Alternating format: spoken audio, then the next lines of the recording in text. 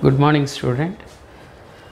Before going to do the problem of 12 marks questions in the admission of a partnership firm, we have to discuss about the goodwill treatments and what do you mean by goodwill. It's very important for this chapter, okay? And even the examination also for 2 marks questions and for the the 12 marks questions also, treatment of goodwill is very essential so that everyone might understand what you mean by goodwill and methods of goodwill, factors of goodwill, okay? This is very important for your examination point of view. Right now, see that what do you meaning of goodwill? Goodwill is ಒಳ್ಳೆ ಹೆಸರು ಅಂತ ಹೇಳ್ತೀವಿ. ಕಂಪನಿಗೆ ಇರುವಂತಹ ಒಳ್ಳೆಯ ಹೆಸರನ್ನು ನಾವು goodwill ಅಂತ ಹೇಳ್ತೀವಿ, ಓಕೆ? ಸೊ ಇಲ್ಲಿನೂ ಅಷ್ಟೇ ಏನದು ಅಂತ ಹೇಳ್ತೀವಿ. Goodwill is the value of good name, value of good name. Right down all of you. Goodwill 2 marks questions may be asked for you. Then 2 marks questionಗೆ it's very important. Meaning of goodwill ಅಂದರೆ the goodwill is goodwill is the value of good name or reputations of business, reputation of a business which attract the goodwill attract more customer. ತುಂಬ ಕಸ್ಟಮರ್ಸನ್ನು attract ಮಾಡಿಕೊಳ್ಳುತ್ತೆ. ಒಳ್ಳೆ ಹೆಸರು ಇತ್ತು ಅಂದರೆ ನಾವೆಲ್ಲರೂ ತೊಗೊಳ್ತೀವಿ ತಾನೇ. ಅಲ್ಲಿ ಅದೇ ಕಂಪನಿದು ಕ್ವಾಲಿಟಿ ಚೆನ್ನಾಗಿತ್ತು, ಕ್ವಾಂಟಿಟಿ ಚೆನ್ನಾಗಿತ್ತು, ಅದು ಕಂಪನಿ ಹೆಸರಿದೆ ಅಂದರೆ ಖಂಡಿತವಾಗಿ ನಾವೆಲ್ಲ ತೊಗೊಳ್ತೀವಿ. ಅದೇ ರೀತಿ ವಿಚ್ ಅಟ್ರ್ಯಾಕ್ಟ್ ದಿ ಕಸ್ಟಮರ್. ಈಗ ಸಪೋಸ್ ನೋಡಿ, ಈಗ ಒಳ್ಳೆ ಹೆಸರು ಯಾವುದಿದೆ, ಈಗ ರೆಡ್ಮಿ ಮೊಬೈಲ್ ಇದೆ ಅಲ್ವಾ, ರೆಡ್ಮಿ ಅಥವಾ ಇದ್ಯಾವುದು Apple, okay? And there is Oppo, okay? ಇವೆಲ್ಲ ಸೆಟ್ ಇದ್ದಾವಲ್ಲ, ಅವಾಗ ಒಳ್ಳೆ ಹೆಸರು ಇದ್ದಾವೆ ಈಗ, ಓಕೆ? ಸ್ಯಾಮ್ಸಂಗ್ ಗ್ಯಾಲಾಕ್ಸಿ ಅಂತಿದ್ದಾವಲ್ಲ, and Apple set, okay? And iPhone ಇವೆಲ್ಲ ಏನು ಒಳ್ಳೆ ಹೆಸರು. ಆ ಒಳ್ಳೆ ಹೆಸರು ಏನಾಗುತ್ತೆ ಅಂದರೆ attract more customer and help the firm to earn. ಯಾಕೆ ಅದು ಅಟ್ರ್ಯಾಕ್ಟ್ ಮಾಡೋದ್ರ ಮೂಲಕ ಇದು ಹೆಲ್ಪ್ ಮಾಡುತ್ತೆ ಯಾವುದಕ್ಕೆ? ಕಂಪನಿಗೆ ಟು ಅರ್ನ್ ಪ್ರಾಫಿಟ್. ಪ್ರಾಫಿಟ್ ಹೇಗೆ ಅರ್ನ್ ಆಗುತ್ತೆ? When the goodwill attract the customer, the sales are go on increasing. When sales are go on increasing, automatically the profit of the company may go on increasing, so that earn the profit. The goodwill is an intangible asset. It is a intangible asset. It is not a tangible assets. Intangible means we can't see and touch, but we can felt. Okay, we can bought and sold also. ನಾವು ಮಾರಾಟ ಮಾಡ್ಬೋದು ಮತ್ತು ಕೊಂಡ್ಕೊಳ್ಬೋದು goodwill ಅನ್ನು ಅಂತ, okay? This is the name or reputations of the company ಅಂತ ಹೇಳ್ತೀವಿ, okay? Then what are the factors affecting the goodwill ಅಂತ 2 marks questionಗೆ ಕೇಳ್ತಾರೆ. Mention any 2 factors affect the goodwill ಅಂತ. affecting to the goodwill ಅಂತ ಅಂದಾಗ past profit of the business ಅಂದರೆ ಹಳೆ profit ಇರುತ್ತಲ್ಲ, ಆ ಪ್ರಾಫಿಟ್ ಇದ್ದರೆ ಅದೂ ಎಫೆಕ್ಟ್ ಆಗುತ್ತೆ ಗುಡ್ವಿಲ್ ಮೇಲೆ. ಒಳ್ಳೆ ಪ್ರಾಫಿಟ್ಟು ಇತ್ತು ಅಂದರೆ ಒಳ್ಳೆ ಗುಡ್ವಿಲ್ ಇರುತ್ತೆ ಅಂತ ಹೇಳ್ತೀವಿ. ಲೊಕೇಶನ್ ಆಫ್ ದ ಬಿಸ್ನೆಸ್ ತುಂಬ ಇಂಪಾರ್ಟೆಂಟ್. ಈಗ ನೋಡಿ, ಕಾಮತ್ ಹೋಟೆಲ್ ಇರ್ತಾವೆ, ಕಾಮತ್ ಹೋಟೆಲ್ಸು ಅಥವಾ ಉಡುಪಿ ಹೋಟೆಲ್ಸ್ ಎಲ್ಲವೂ ನಿಯರ್ ದ ಬಸ್ ಸ್ಟ್ಯಾಂಡ್ ಪಕ್ಕದಲ್ಲೇ ಇರ್ತವೆ. ಅದು ಲೊಕೇಶನ್ಸ್ ಅಲ್ಲಿ ಇರೋದ್ರಿಂದ ಇಟ್ಸ್ ವೆರಿ ಇಂಪಾರ್ಟೆಂಟ್. ಆ ಕಾರಣಕ್ಕಾಗಿ ಅವು ಹೆಸರುಗಳು ಜಾಸ್ತಿ ಆಗ್ತಾ ಹೋಗ್ತವೆ, ಓಕೆ?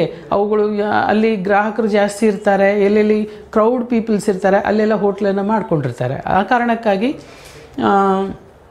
ಅದರದ್ದು ವ್ಯಾಲ್ಯೂ ಜಾಸ್ತಿ ಆಗ್ತಾ ಹೋಗುತ್ತೆ. ಅದಕ್ಕೆ place of location of the business is also very important here, okay? ಆ ಕಾಮತ್ ಹೋಟೆಲ್ ಗುಡ್ವಿಲ್ ಜಾಸ್ತಿ ಆಗ್ತದೆ, ಅದರ ಹೆಸರು ಜಾಸ್ತಿ ಆಗ್ತಾ ಹೋಗ್ತದೆ. ಎಲ್ಲೋ ಒಂದು ಮೂಲೆಯಲ್ಲಿ ನಾವು ಹೋಟ್ಲ್ ಮಾಡಿದ್ದೀವಿ, ತುಂಬ ಚೆನ್ನಾಗಿರೋ ಹೋಟ್ಲ್ ಮಾಡಿದ್ದೀವಿ ಅಂದರೆ you can't find a good name for your company, okay? You never find a good name for your company. The company should have to be located in a very good place which is convenient to everyone, okay? Then only it is very important. Earning capacity of the business, if your earning capacities go on increasing, then the goodwill also be your company goodwill is also go on increasing. It's very earning capacity day by day it's going to be improving, then definitely the company goodwill is go on increasing, okay? The nature of business might be different, okay? Some of them they are going to be engaging hotel business, Some of them, they are going to be engaging cotton business, jute, iron and ore, sugar industry, rice industry. There are many more industry, but nature is totally different. Depends on that. The goodwill is also go on increasing. Okay, so then cotton industry, efficiency of the management and the employee. It's very important point is that if the management is efficient and employees also efficient, automatically the goodwill of the company go on increasing. Because you know, a company might be success only when you have a well experienced and knowledgeable management who have to be take a right decisions at the right time. Definitely such a kinds of company have a very good name in the market. Similarly, while satisfying the employee through giving so much of benefit to the employee, and employee, they are going to doing their maximum effort to improve the company. The employee also one of the most important the most important people who need it to success of a particular company.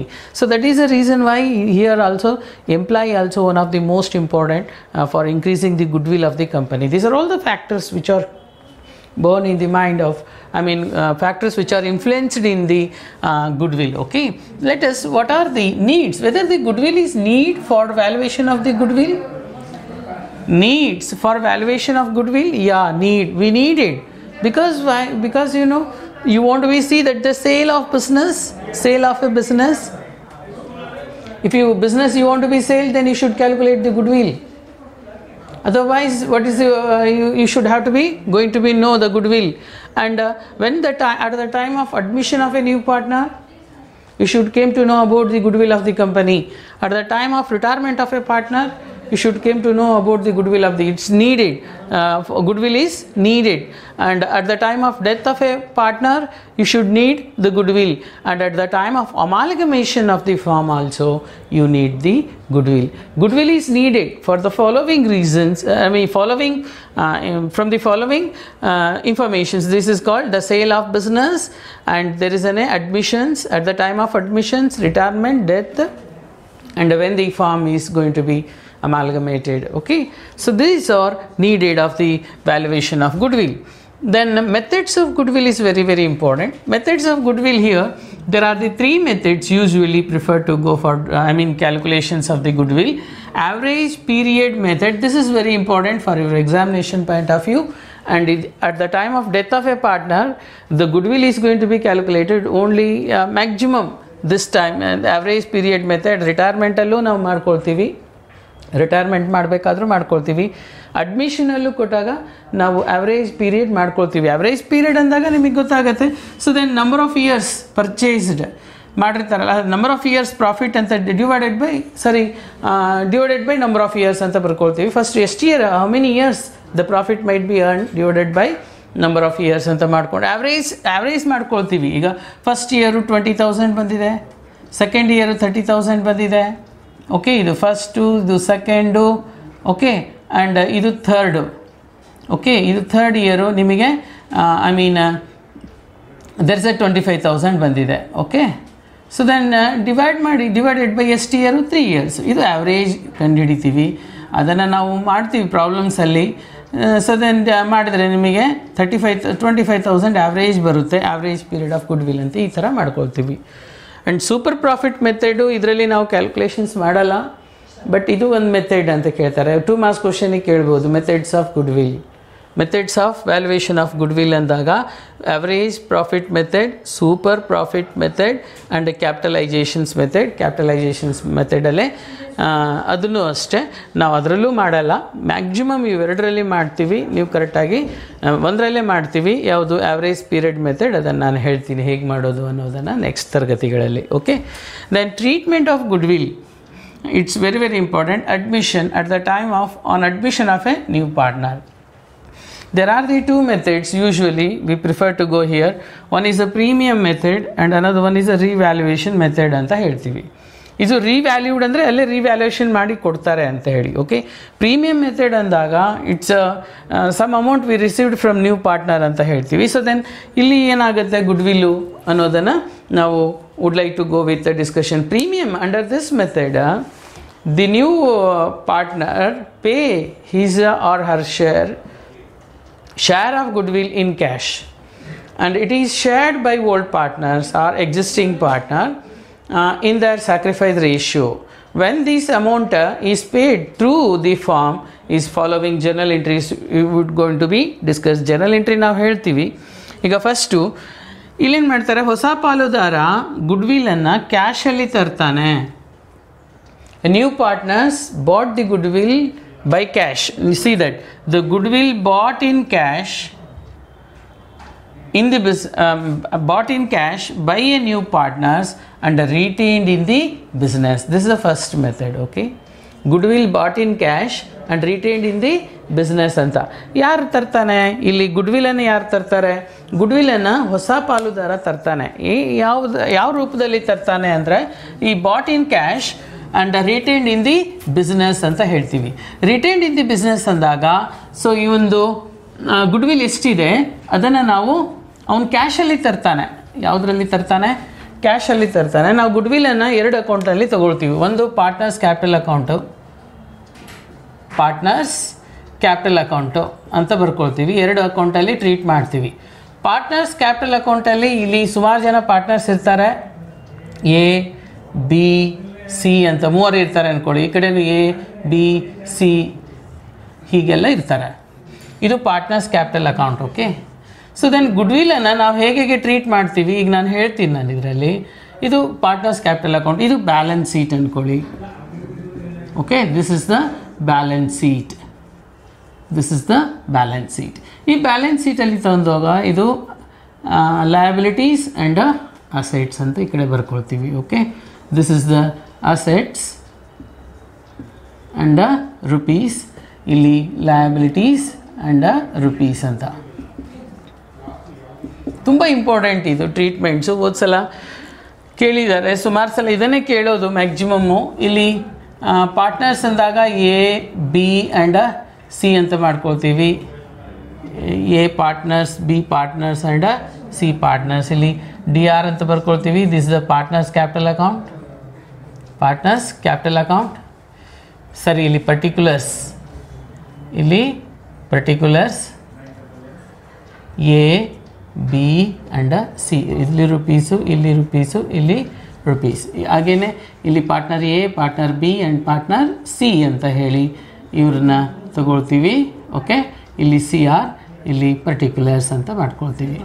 ಈಗ ಈ goodwill ಟ್ರೀಟ್ಮೆಂಟ್ಸನ್ನು ಯಾವ್ಯಾವುದರಲ್ಲಿ ಹೇಗೆ ತಗೊಳ್ತೀವಿ ನೋಡಿ. ಫಸ್ಟಿಗೆ ನಾವು ಬಂದಾಗ ಇಲ್ಲಿ ಗುಡ್ವಿಲನ್ನು ಯಾವಾಗಲೂ ಈಗ ಫಸ್ಟ್ ಮೆಥಡ್ ಇರಲಿ, ಸೆಕೆಂಡ್ ಮೆಥಡ್ ಇರಲಿ, ಥರ್ಡ್ ಮೆಥಡ್ ಇರಲಿ, ಯಾವುದರಲ್ಲಿ ಈ ಪಾರ್ಟ್ನರ್ಸ್ ಕ್ಯಾಪಿಟಲ್ ಅಕೌಂಟಲ್ಲಿ ಫಸ್ಟು ನಾವು ಗುಡ್ವಿಲ್ ಬಾಟ್ ಇನ್ ಕ್ಯಾಶ್ ಅಂತ ಬಂದಾಗ ಅವಾಗ ಏನು ಮಾಡ್ತೀವಿ, goodwill account debtor to partners capital account ಅಂತ ಬರ್ಕೊಳ್ತೀವಿ. ದೆನ್ ಬೈ ಏನು ಮಾಡ್ತೀವಿ, goodwill account.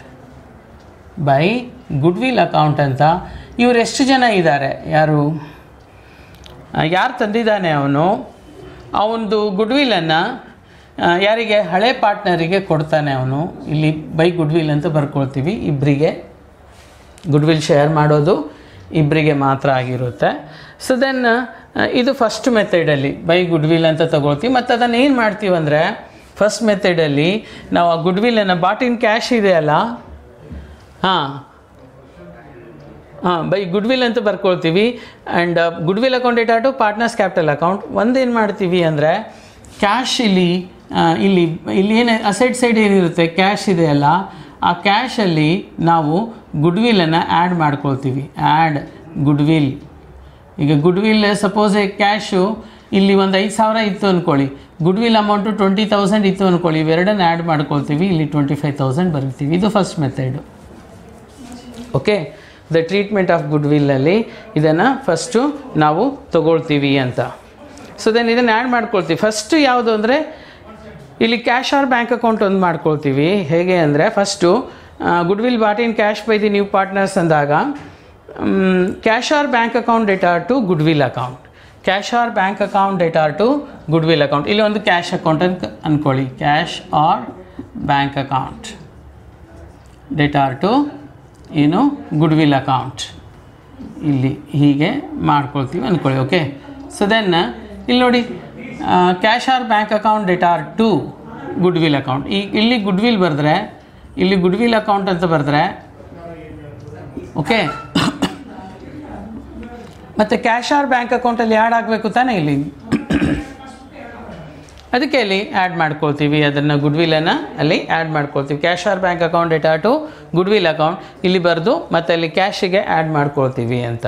The next ಅದನ್ನೇನಾದರೂ distribute ಮಾಡಿಲ್ಲ ಅಂದರೆ this is the first method. Okay, the first ಮೆಥಡಲ್ಲಿ ಗುಡ್ವಿಲ್ಲು ಕ್ಯಾಶಿಗೆ ಆ್ಯಡ್ ಮಾಡ್ಕೊಳ್ತೀವಿ, ಇಲ್ಲಿ ಗುಡ್ವಿಲ್ ಬೈ ಗುಡ್ವಿಲ್ ಅಂತ ಬರ್ಕೊಳ್ತೀವಿ. ಓಕೆ, ಪಾರ್ಟ್ನರ್ಸ್ ಕ್ಯಾಪಿಟಲ್ ಅಕೌಂಟಲ್ಲಿ ಬೈ ಗುಡ್ವಿಲ್ ಅಂತ ಬರ್ಕೊಳ್ತೀವಿ, ಇಬ್ಬರಿಗೂ ಹಂಚ್ಕೊಳ್ತೀವಿ. ದೆನ್ ಸೆಕೆಂಡ್ ಮೆಥಡಲ್ಲಿ goodwill bot in cash by a new partners. ಇವನು ಹೊಸಬನೇ. ಫಸ್ಟ್ ಮೆಥಡಲ್ಲಿ ನಾವು ರಿಟೈನ್ಡ್ ಇನ್ ದಿ ಬಿಸ್ನೆಸ್ ಅಂತ ಹೇಳ್ತೀವಿ. ರಿಟೈನ್ಡ್ ಯಾವಾಗ ಮಾಡ್ತೀವಿ ಅದನ್ನು ಬ್ಯಾಲೆನ್ಸ್ ಶೀಟಲ್ಲಿ ತೋರಿಸ್ತೀವಿ. ಬ್ಯಾಲೆನ್ಸ್ ಶೀಟಲ್ಲಿ ಕ್ಯಾಶಿಗೆ ಆ್ಯಡ್ ಮಾಡ್ತೀವಿ ಅಷ್ಟೇ, ಇದು ಬಿಸ್ನೆಸ್ಸಲ್ಲೇ ಉಳಿಯುತ್ತೆ. ಈಗ ಹೊಸ ಪಾಲುದಾರ ತರ್ತಾನೆ ಒಂದು 20,000 ಗುಡ್ವಿಲ್ ಅಂತ ಅಂದ್ಕೊಳ್ಳಿ. 20,000 ಗುಡ್ವಿಲನ್ನು ನಾವು ಯಾರು ಹಳೆ ಪಾಲುದಾರರು ಹಂಚ್ಕೊಳ್ಳಲ್ಲ. they are not going to be share the goodwill amount which bought by the new partner, that the amount remains in the business and that are retained in the business. ಆ ಅಮೌಂಟನ್ನು ಬಿಸ್ನೆಸ್ಸಿಗೆ retain ಮಾಡ್ತಾರೆ. ಆ ಕಾರಣಕ್ಕಾಗಿ ಇಲ್ಲಿ ನಾವು balance ಶೀಟಲ್ಲಿ ಅದನ್ನು ಕ್ಯಾಶಿಗೆ add ಮಾಡ್ಕೊಳ್ತೀವಿ. ಯಾಕೆಂದರೆ ಇದನ್ನು ಜರ್ನಲ್ ಎಂಟ್ರೀಸೇ ಇದೆ, cash account debtor to goodwill account ಅಂತ ಹೇಳಿ. Cash or bank account debtor to goodwill account. Then cash or bank ಅಕೌಂಟಲ್ಲಿ ಟು ಗುಡ್ವಿಲು, ಬೈ ಬ್ಯಾಲೆನ್ಸ್ ಶೀಟಲ್ಲಿ ಇದು ಕ್ಯಾಶಿಗೆ ಇದನ್ನು ಆ್ಯಡ್ ಮಾಡ್ಕೊಳ್ಳೋದು. ಓಕೆ, ಕ್ಯಾಶಿಗೆ ಆ್ಯಡ್ ಮಾಡ್ಕೊಳ್ಳೋದು ಅಷ್ಟೇ. ಓಕೆ, ಆ್ಯಂಡ್ ಪಾರ್ಟ್ನರ್ಸ್ ಕ್ಯಾಪಿಟಲ್ ಅಕೌಂಟಿಗೆ ಏನು ಮಾಡ್ತೀವಿ ನೆಕ್ಸ್ಟ್, ಅದಕ್ಕೆ ಏನು ಮಾಡ್ತೀವಿ, ಇನ್ನೊಂದು ಎಂಟ್ರೀಸ್ ನಾವು ತೊಗೋಬೇಕಾದ್ರೆ ಇದನ್ನು ಏನು ಇಬ್ಬರಿಗೆ ಡಿಸ್ಟ್ರಿಬ್ಯೂಟ್ ಮಾಡಬೇಕಲ್ಲ ಕ್ಯಾಶಲ್ಲಿ, goodwill account debtor to partners capital account ಅಂತ ಮಾಡ್ಕೊಳ್ತೀವಿ ಇನ್ನೊಂದು ಎಂಟ್ರಿ. ಓಕೆ, ದೆನ್ ಸೆಕೆಂಡ್ ಮೆಥಡಲ್ಲಿ goodwill bot in cash by a new partners and full withdrawn by the old partners ಅಂತ ಹೇಳ್ತೀವಿ. ಫುಲ್ ವಿತ್ಡ್ರಾನ್ ಇದ್ದಾಗ it is not shown in the balance sheet, not shown in the balance sheet. ಯಾಕೆ ಅಂದರೆ ಈ ಕಡೆ ಮಾಡಿರ್ತಾರೆ ಅವರು by goodwill ಅಂತ ಬರ್ಕೊಂಡು, ಬೈ ಗುಡ್ವಿಲ್ ಇದು ಸೆಕೆಂಡ್ ಮೆಥಡ್ ಅಂದ್ಕೊಳ್ಳಿ. ಇಲ್ಲಿ ಕ್ಯಾಶ್ ಅಂತ ಬರ್ಕೊಳ್ತೀವಿ, ಸುಮಾರು ಇಲ್ಲಿ 5,000 ಇದೆ ಅಂದ್ಕೊಳ್ಳಿ, ಇಲ್ಲಿ ಒಂದು 5,000 ಇದೆ ಅಂದ್ಕೊಳ್ಳಿ. ಇಬ್ಬರು ಈ ಕಡೆ ಬಂದಿದ್ರೆ ಅದನ್ನೇ ಟು ಏನು ಮಾಡ್ಕೊಳ್ತೀವಿ, ಟು ಗುಡ್ವಿಲ್ ಟು ಕ್ಯಾಶ್ ಅಂತ ಬರೆದು, ಟು ಕ್ಯಾಶ್ ಅಂತ ಬರೆದು ಕ್ಯಾಶ್ ಅಕೌಂಟ್ ಅಂತ ಬರೆದು ಎಷ್ಟಿದೆ ಅದು 5,000 ಇವರಿಗೆ ಕೊಟ್ಬಿಡ್ತೀವಿ ಮತ್ತು ಇವ್ರದ್ದು 5,000 ಕೊಟ್ಬಿಡ್ತೀವಿ. ಹೀಗೆ ಈ ಕಡೆನೂ ಕ್ರೆಡಿಟ್ ಮಾಡ್ತೀವಿ ಗುಡ್ವಿಲಿಗೆ, ಇಲ್ಲಿ ಕ್ಯಾಶಿಗೆ ಡೆಬಿಟ್ ಮಾಡಿಬಿಡ್ತೀವಿ. ಹಾಗಿದ್ರೆ ಅದನ್ನು ಎಲ್ಲಿನೂ ಬ್ಯಾಲೆನ್ಸ್ ಶೀಟಲ್ಲಿ ತೋರಿಸೋ ಹಾಗಿಲ್ಲ. ಯಾಕೆ, ಅದಕ್ಕೆ ಜರ್ನಲ್ ಎಂಟ್ರೀಸ್ ಏನು ಅಂದರೆ, ಸೊ ದೆನ್ ಫಸ್ಟ್ ಏನು ಮಾಡ್ತೀವಿ ನಾವು ನೋಡಿ, ಇಲ್ಲೇ ಡಿಸ್ಟ್ರಿಬ್ಯೂಷನ್ ಮಾಡೋದು ಯಾವುದು, ಸ್ಯಾಕ್ರಿಫೈಸ್ ರೇಷಿಯೋ ಕ್ಯಾಲ್ಕುಲೇಟ್ ಮಾಡ್ತೀವಿ ನಾವಿಲ್ಲಿ. ಓಕೆ, ಕ್ಯಾಲ್ಕುಲೇಟ್ ಮಾಡಿ ಅವ್ರ ಗುಡ್ವಿಲನ್ನು ಡಿಸ್ಟ್ರಿಬ್ಯೂಟ್ ಮಾಡ್ತೀವಿ. Goodwill account debtor to old partners capital account. ನೋಡಿ ಫಸ್ಟ್ ಎಂಟ್ರಿ ಏನು ಇದಕ್ಕೆ, goodwill account debtor to old partners capital account, full amount ಕೊಟ್ಬಿಟ್ಟಿರ್ತೀವಿ first entry. Okay, goodwill brought in cash ಅಂದಾಗ, ಗುಡ್ವಿಲ್ ಬ್ರಾಟ್ ಇನ್ ಕ್ಯಾಶ್ ಅಂದಾಗ ನಾವು goodwill account debtor to ಏನು old partners capital account, ಅದನ್ನು distributed among the old partners ಅಂತ ಹೇಳ್ತಾರಲ್ಲ, ಅವಾಗ ಏನು ಮಾಡ್ತೀವಿ ಅಂದರೆ the old partners capital account debtor to cash or bank account, old partners capital account debtor to cash or bank account ಅಂತ ಬರೀತೀವಿ. ಯಾವ ರೇಷಿಯೋನಲ್ಲಿ ಕೊಡ್ತೀವಿ, ಸ್ಯಾಕ್ರಿಫೈಸ್ ರೇಷಿಯೋನಲ್ಲಿ ಇದನ್ನು ಹಂಚ್ತೀವಿ. ನೋಡಿ, why we should going to be calculate sacrifice ratio to distribution of the goodwill when the new partner brought goodwill in cash. ಯಾವಾಗ ಹೊಸ ಪಾಲುದಾರ ಗುಡ್ವಿಲನ್ನು ಕ್ಯಾಶನ್ನಾಗಿ ತರ್ತಾನೆ, ಆ ಗುಡ್ವಿಲನ್ನು ಶೇರ್ ಮಾಡ್ಕೊಳ್ಳಿಕ್ಕೆ ನಾವು ಹೇಗೆ ಶೇರ್ ಮಾಡ್ಕೊಳ್ತೀರಂದರೆ ಸ್ಯಾಕ್ರಿಫೈಸ್ ರೇಷಿಯೋನಲ್ಲಿ ಶೇರ್ ಮಾಡ್ಕೊಳ್ತೀವಿ ಅಂತ. ಓಕೆ, ಹೊಸ ಪಾಲುದಾರರಿಗೆ, ಹಳೆ ಪಾಲುದಾರರಿಗೆ old partners might be share that withdrew the goodwill which is bought by the new partners, that should be distributed among the old partners while using sacrifice ratio. ಇಲ್ಲಿ ಆಯಿತು. then it not shown in the balance sheet. ಇದು balance ಶೀಟಲ್ಲಿ ತೋರಿಸೋ ಹಾಗಿಲ್ಲ, ಇದನ್ನು ನೆನ್ಪಿಟ್ಕೊಳ್ಳಿ ಕರೆಕ್ಟಾಗಿ. Okay, ಈ ಮೆಥಡಲ್ಲಿ ಕೇಳ್ಬೋದು ಪ್ರಾಬ್ಲಮ್ಸು, ಈ ಮೆಥಡಲ್ಲೂ ಕೇಳ್ಬೋದು. ಓಕೆ, ಆ್ಯಂಡ್ ನೆಕ್ಸ್ಟ್ ಇದರಲ್ಲಿ 2 ಇದ್ದಾವೆ ಈ ಮೆಥಡಲ್ಲೇ. ಗುಡ್ವಿಲ್ ಇದು ಪ್ರೀಮಿಯಂ ಮೆಥಡ್ ಅಂತ ಹೇಳ್ತೀವಿ. ಪ್ರೀಮಿಯಂ ಮೆಥಡ್ ಅಂದರೆ when new partners brought goodwill in cash. Okay, ಕ್ಯಾಶಲ್ಲಿ ತಂದಾಗ ಮಾತ್ರ ಪ್ರೀಮಿಯಂ ಮೆಥಡ್ ಆಗುತ್ತೆ. And goodwill what we say that goodwill amount goodwill brought in cash by a new partner and half ಅಥವಾ partly ಅಂತ ಹೇಳ್ತೀವಿ, partly ಅಥವಾ partial ಅಂತ ಹೇಳ್ತೀವಿ, ಅಥವಾ ಹಾಫ್ ಅಂತ ಹೇಳ್ತೀವಿ, HALF half of the good will withdrawn by the old partner. Half of the good will withdrawn by the old partner. ಈ 20,000 ತಂದಿದ್ದಾನೆ ಅವನು, ಅಥವಾ 10,000 ತಂದಿದ್ದಾನೆ. 10,000ರಲ್ಲಿ ಅವನು ಕೇವಲ ಅರ್ಧ ಗುಡ್ ವಿಲ್ಲನ್ನು ಡ್ರಾ ಮಾಡ್ಕೊಳ್ತಾನೆ. ಸೇಮ್ ಬರ್ತದೆ ಇಲ್ಲಿ. ಏನು ಮಾಡ್ಕೊಳ್ತೀವಿ, ಥರ್ಡ್ ಮೆಥಡಲ್ಲೂ ಬೈ ಗುಡ್ ವಿಲ್ ಅಂತ ಬರ್ಕೊಳ್ತೀವಿ. ಎಲ್ಲ ಬರ್ಕೋಬೇಕು, ಬೈ ಗುಡ್ ವಿಲ್ ಅಕೌಂಟ್ ಅಂತ ಬರಿತೀವಿ. ಇದು ಮೆಥಡ್ ಥರ್ಡಲ್ಲಿ.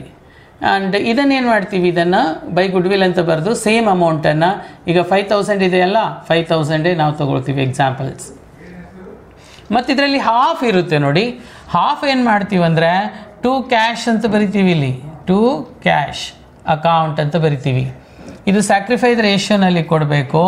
ಇದರಲ್ಲಿ ಹಾಫ್ ಎಷ್ಟಿದೆ, ಸ್ಯಾಕ್ರಿಫೈಸ್ ರೇಷಿಯೋನಲ್ಲಿ ಇವ್ರಿಗೆ ಕೊಡಬೇಕು. ಹಾಫ್ ಎಷ್ಟಿದೆ, ಇದರಲ್ಲಿ ಹಾಫ್ ಎಷ್ಟು, 5,000ಅಲ್ಲಿ ಹಾಫು 2,500, ಮತ್ತು ಇದರಲ್ಲಿ ಹಾಫು 2,500 ಇಲ್ಲಿ ಕೊಡ್ತೀವಿ.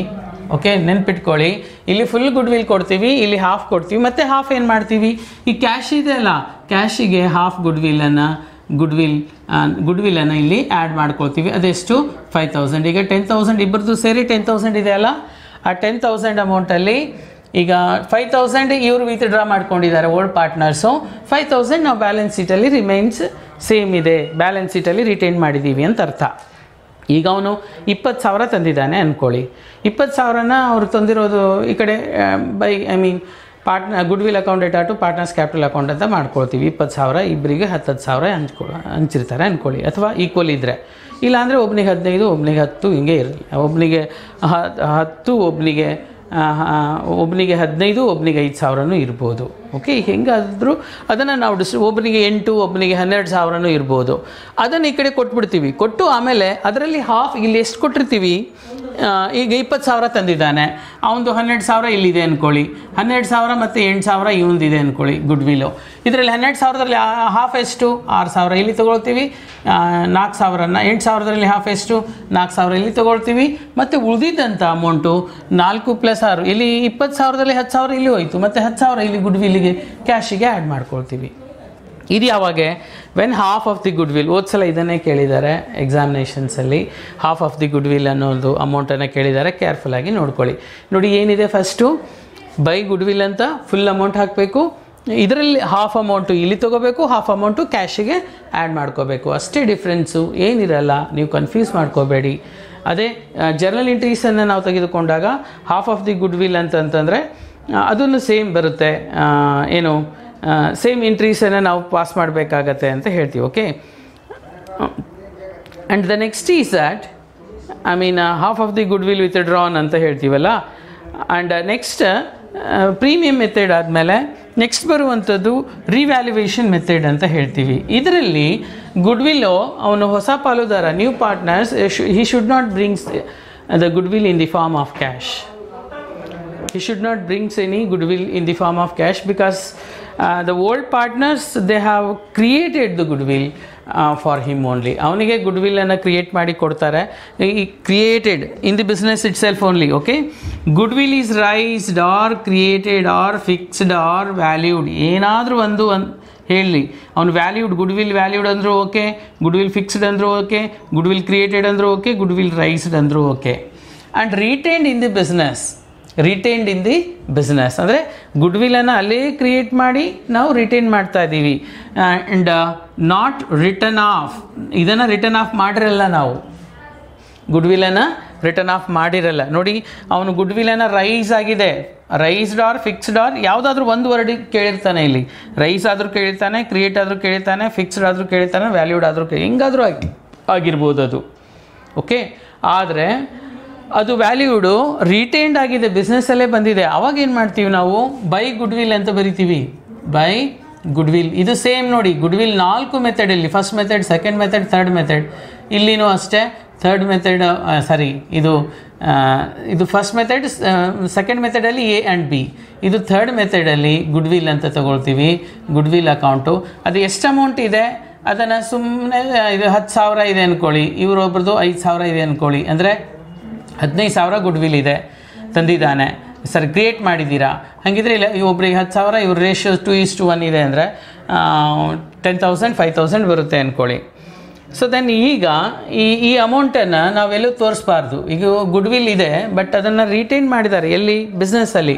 ಅವಾಗ ಏನು ಮಾಡ್ತೀವಿ, ಇಲ್ಲಿ ಕ್ಯಾಶಿಗೆ ಆ್ಯಡ್ ಮಾಡಬಾರ್ದು. ಜಸ್ಟ್ ಯು ರಿಮೆಂಬರ್, ಕ್ಯಾಶಿಗೆ ಆ್ಯಡ್ ಮಾಡಬಾರ್ದು. ಏನಂತ ಬರಿತೀವಿ, ಬೈ ಬರಿಬಾರ್ದು. ಇಲ್ಲಿ ಗುಡ್ವಿಲ್ ಅಂತ ಸಪ್ರೇಟಾಗಿ ತೋರಿಸ್ತೀವಿ ಅಷ್ಟೇ.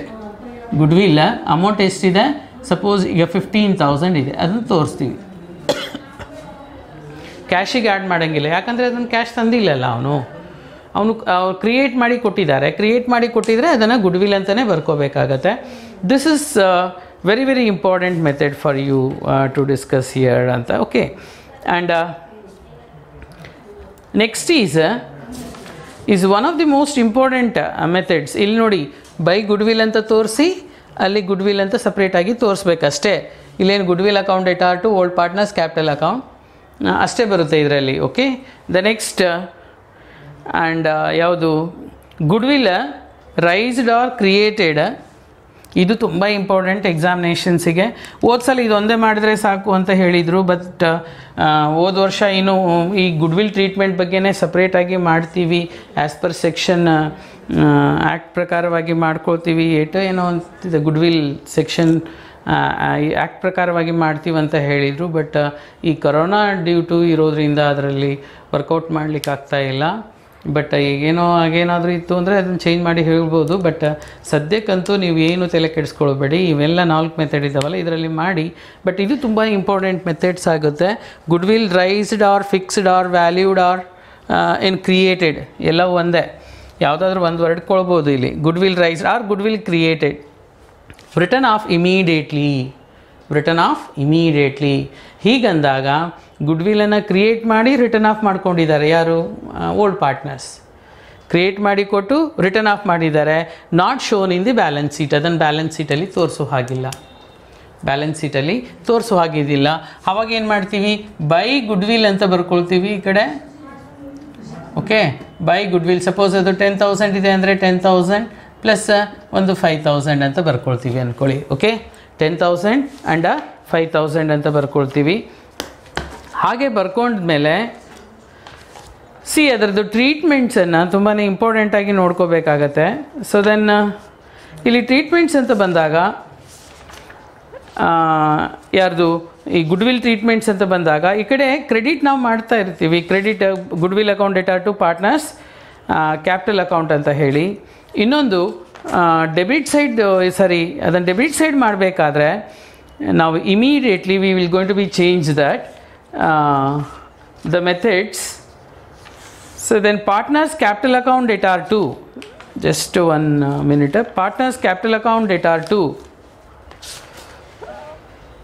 all partners capital account ಆಗುತ್ತೆ. Just wait. Okay, this is very very important methods for your examination point of view, so that we should remember this. See that goodwill is created and valued at full valued and written off immediately and not shown in the balance sheet, and debiting all the partners in their new ratios. See that, debiting all the partners in their new ratios. Debiting all partners, ಇದನ್ನು ಇಬ್ಬರಿಗೆ ಕೊಟ್ಟು ಈ ಕಡೆ ಮೂವರಿಗೆ ಕೊಡಬೇಕಾಗತ್ತೆ. 2 ಯಾವುದರಲ್ಲಿ, new ರೇಷಿಯೋಸ್ನಲ್ಲಿ 2 partners to goodwill, 2 goodwill, ಇಲ್ಲಿನೂ ಗುಡ್ವಿಲ್ ಅಂತಲೇ ಬರ್ಕೊಳ್ಳಿ. 2 ಗುಡ್ವಿಲ್ ಅಕೌಂಟ್ ಯಾರ್ಯಾರಿಗೆ, ನ್ಯೂ ರೇಷಿಯೋ ಪ್ರಕಾರವಾಗಿ, ನ್ಯೂ ರೇಷಿಯೋ. ಇದನ್ನು ತುಂಬ ಇಂಪಾರ್ಟೆಂಟ್. ನ್ಯೂ ರೇಷಿಯೋದಲ್ಲಿ ಎ ಬಿ ಆ್ಯಂಡ್ ಸಿ ಮೂವರಿಗೂ ಕೊಡಬೇಕಾಗತ್ತೆ, ಹಂಚಬೇಕಾಗತ್ತೆ. ಇದೇ ಲಾಸ್ಟ್ ಮೆಥಡ್. ಇದನ್ನೇ ತುಂಬ ಇಂಪಾರ್ಟೆಂಟ್ ಮೆಥಡ್ ಅಂತ ಹೇಳ್ತೀವಿ. ಅವ್ರು ಕ್ರಿಯೇಟ್ ಮಾಡಿ ಕೊಡ್ತಾರೆ ಆ್ಯಂಡ್ ಮೂವರು ಹಂಚ್ಕೊಳ್ತಾರೆ. ಯಾವ ರೇಷಿಯೋ ಮೇಲೆ, ನ್ಯೂ ರೇಷಿಯೋ ಮೇಲೆ. ಸ್ಯಾಕ್ರಿಫೈಸ್, ಅದಕ್ಕೆ ನ್ಯೂ ರೇಷಿಯೋಸನ್ನು ನಾವು ಕ್ಯಾಲ್ಕುಲೇಟ್ ಮಾಡಬೇಕಾಗಿತ್ತು. ಸ್ಯಾಕ್ರಿಫೈಸ್ ರೇಷಿಯೋ ಯಾಕೆ ಕ್ಯಾಲ್ಕುಲೇಟ್ ಮಾಡಬೇಕು, when goodwill brought in cash by a new partner and fully withdrawn ಇದ್ದಾಗ, ಹಾಫ್ ವಿತ್ಡ್ರಾನ್ ಇದ್ದಾಗ ಸ್ಯಾಕ್ರಿಫೈಸ್ ರೇಷಿಯೋ ನಮಗೆ ಬೇಕಾಗತ್ತೆ. This is the form of goodwill. Then ಯಾವ ರೀತಿ ಟ್ರೀಟ್ಮೆಂಟ್ ಮಾಡ್ತೀವಿ ಅನ್ನೋದು ಗುಡ್ವಿಲ್ಲನ್ನು. ಓಕೆ, ಸೊ ಇದನ್ನು ಯಾವುದೇ ಕಾರಣಕ್ಕೂ ಬ್ಯಾಲೆನ್ಸ್ ಶೀಟಲ್ಲಿ ತೋರಿಸಾಗಿಲ್ಲ. ಓಕೆ, ನೀವು ರೇಷಿಯೋಸ್ ಮಾಡಬೇಕು. ನೀವು ರೇಷಿಯೋಸ್ ಮಾಡಿ, ಸಪೋಸ್ ಫಾರ್ ಎಕ್ಸಾಂಪಲ್ ಇಲ್ಲಿ ಏನಾದರೂ ನೀವು ರೇಷಿಯೋ 3:2:1 ಇತ್ತು ಅಂದರೆ ಅದರ ಪ್ರಕಾರವಾಗಿ ಇದು 15,000 ನಾವು ಹಂಚಬೇಕಾಗತ್ತೆ. ಓಕೆ 15,000 ಹಂಚಿ ಮತ್ತು ಅದರಲ್ಲಿ ನಾವು ಅವರಿಗೆ ಹಂಚಿಕೊಡಬೇಕಾಗತ್ತೆ ನೀವು ರೇಷಿಯೋಸ್ನಲ್ಲಿ ಅಂತ ಹೇಳಿ. This is the valuation of goodwill ಆಗುತ್ತೆ. ದ ನೆಕ್ಸ್ಟ್ ರಿವ್ಯಾಲ್ಯೂಯೇಷನ್ ಅಕೌಂಟ್ ಅಂದರೆ ಏನು? What do you mean by revaluation of assets and how should going to be prepare the revaluation account, ಅವೆಲ್ಲ ನಾವು ಡಿಸ್ಕಸ್ ಮಾಡಬೇಕಾಗತ್ತೆ. ಸೊ ದೆನ್ ನೆಕ್ಸ್ಟ್ ನಾವು ಮಾಡೋಣ.